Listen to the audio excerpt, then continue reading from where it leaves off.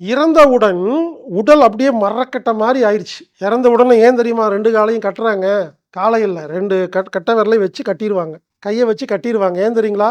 தனித்தனியா வச்சிருந்தாங்கன்னா, அவ்வளதான். கொஞ்ச நேரம் கழிச்சு எடுத்து சேத்த முடியாது. உடைஞ்சிரும். ஆமாங்க.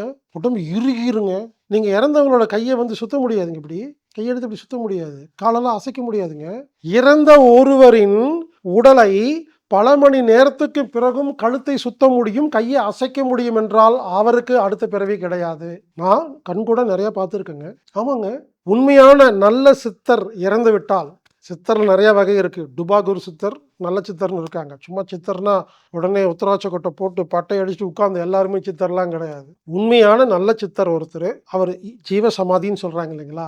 ஜீவ சமாதின்னா என்ன? மீண்டும் அடுத்த பிறவி இல்லாத ஒரு நிலைக்கு பேர் தான் ஜீவ சமாதி. எப்படி கண்டுபிடிக்கிறது? வாழும் பொழுது பெரிய சித்தர் மாதிரி இருப்பாருங்க, ஜடாமுடி வச்சிருப்பாருங்க. அதுக்காகலாம் நான் நம்ப மாட்டேன் அவர் சித்தர்னு சொல்லி. ஆனால் நிறைய டுபாகூர் சித்தர்கள் இருக்கிறார்கள். ஒரு சாதாரண பேண்ட் சட்டை போட்டிருப்பாரு, அவர் சித்தர். ஒருத்தர் உத்ரா கொட்டையெல்லாம் போட்டு பயங்கர கம்பீரமா இருப்பாரு, அவர் டுபாகூர். சும்மா தோற்றத்தை எல்லாம் வச்சு நம்ம இடம் போடுறது இல்லை, அவரோட தன்மையை வச்சு தான் இடம் போடுறது. ஆமாங்க. நிறைய பேருங்க சாதாரண வாழ்க்கை வாழ்ந்துட்டு இருப்பாங்க, ஜீவசமாதி அடைகிறாங்கங்க. அதெல்லாம் யாரும் நோட் பண்றதே இல்லைங்க. இனிமேல் யார் இறந்தாலும் ஆண் உறுப்பை பெண் உறுப்பை சோதனை செய்யுங்கள். விந்து வெளியானால் ஸ்ரோனிதம் வெளியானால் அடுத்த பிறவி உண்டு. இது ஜீவசமாதி கிடையாது. விந்து வெளியாகவில்லையா, அவர் ஞானி, அடுத்த பிறவி கிடையாது. இறந்த பிறகு எவ்வளவு நேரம் ஆனாலும் அந்த பாடியில துர்நாற்றம் அடிக்காது.